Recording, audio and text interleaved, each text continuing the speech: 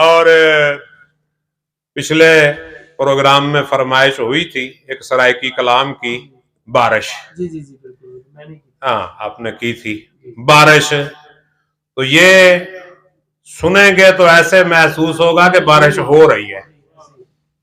ये सरायकी कलाम है।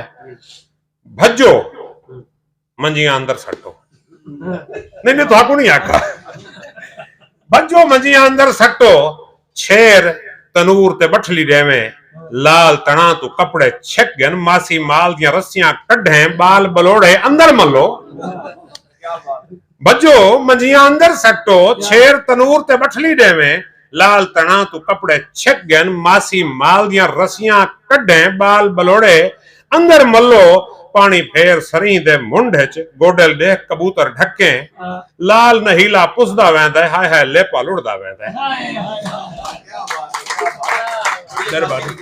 जी जी, classic classic शायरी कि मासी माल दी रस्सियां कड्ढे, बाल बलोड़े अंदर मलो, पानी फेर सरी दे मुंड च, गोडल देख कबूतर ढके, लाल नहीला पुसदा वैंदा है, हाय हाय लेपा लुड़दा वैंदा है। तिड़ तिड़ कणियां कड़ कड़ कड़कन, तिड़ तिड़ कणियां कड़ कड़ कड़कन, शू शू शप शप वाद झोले। एक सनत है अंग्रेजी च को आखदे ने एलिट्रेशन, यानी जिस तरह दा माहौल है उस तरह दी आवाज़ां आवन शेर दे विचों। बारिश तिड़ तिड़ कणियां कड़ कड़ कड़कन, शू शू शप शप वाद झोले, टिप टिप थाल च चोंदा कोठा, खग्गल शूके आलहण कंबे, टंगड़ी खड़के बर्तन हल्ले।